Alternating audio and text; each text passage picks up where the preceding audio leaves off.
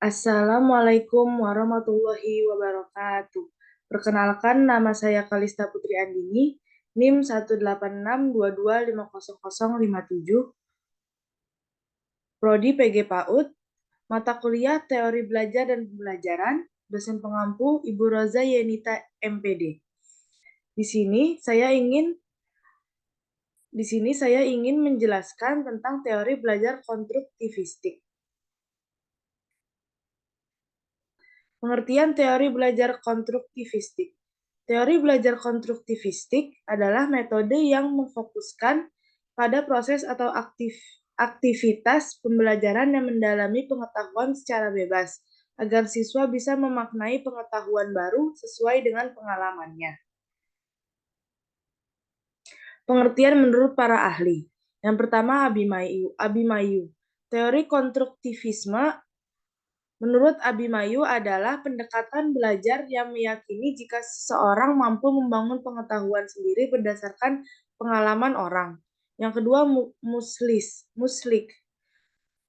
Berbeda dengan pendapat Muslik, yang memandang teori konstruktivisme adalah membangun pemahaman, kreativitas secara aktif yang didasarkan pada pengalaman belajar orang lain ataupun berdasarkan pengetahuan yang sudah dimiliki orang tersebut.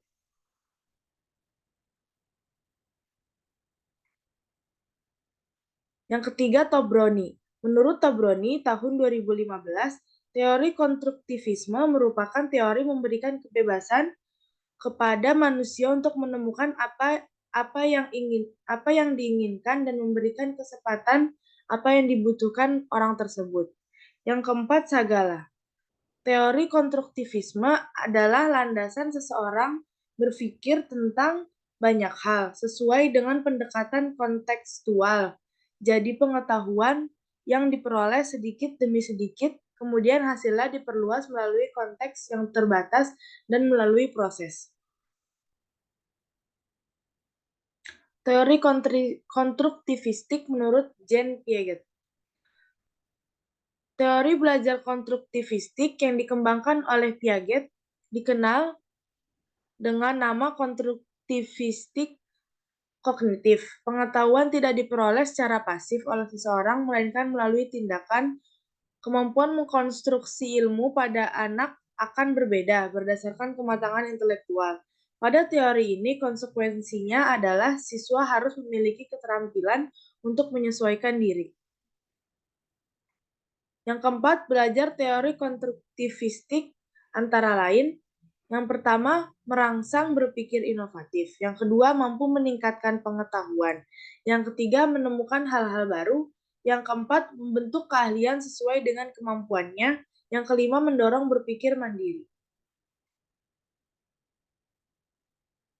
Esensi dari pembelajaran konstruktivistik yang berdasarkan dari pernyataan Brooks and Brooks mengungkapkan bahwa sejatinya pengetahuan itu bersifat sementara, tidak pasti, selalu berubah atau dinamis, dan juga tidak objektif. Belajar bila dipandang dari pembangunan pengetahuan adalah suatu pengalaman empiris, kegiatan kerjasama dan evaluasi. Sedangkan mengajar adalah memelihara lingkungan agar peserta didik bisa terdorong untuk bisa mendalami hakikat dan bisa sadar akan ketidakpastian.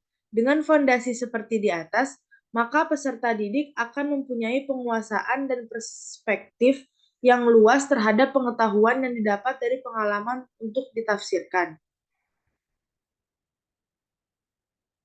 Bila siswa tidak proaktif dalam mengonstruksi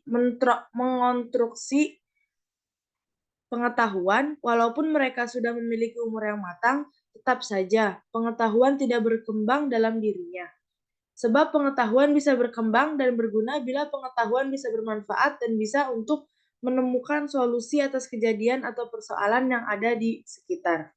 Sebuah pengetahuan tidak bisa hanya disampaikan begitu saja, tetapi harus ditafsirkan secara independen oleh setiap peserta didik.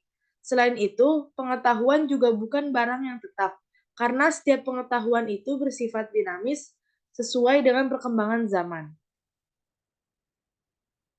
Manfaat belajar konstruktivistik. Yang pertama, siswa bisa mengungkapkan gagasan secara eksplisit. Yang kedua, memberikan pengalaman baru terhadap gagasan yang dimilikinya. Yang ketiga, mengajak seseorang berpikir tentang pengalamannya. Yang keempat, memberi kesempatan untuk mengidentifikasi perubahan gagasan. Berikut beberapa tahap atau cara menurut Suprijono 2009-41.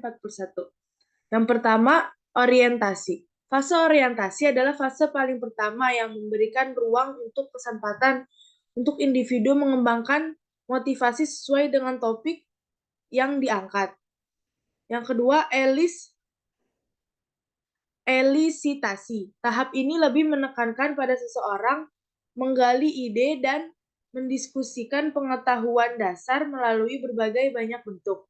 Bisa lewat tulisan, presentasi, ataupun bentuk yang lainnya. Yang ketiga, rekonstruksi ide.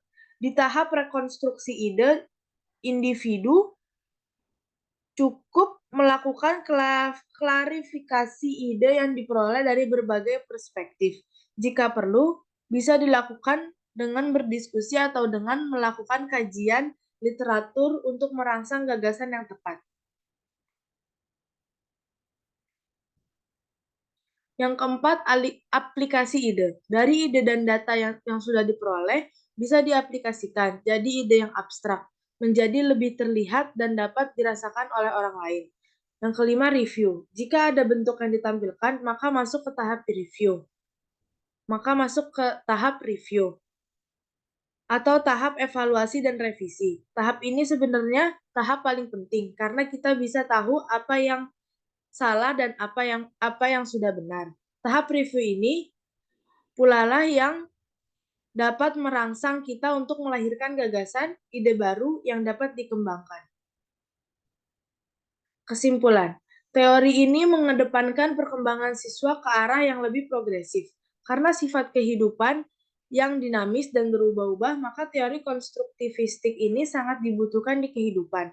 Penerapan pada pembelajaran bisa mengakibatkan siswa bisa lebih independen dalam berpikir, sehingga kelak bila sudah akhir masa sekolah, mereka bisa mengejar ilmu pengetahuan dengan mudah dan adaptif.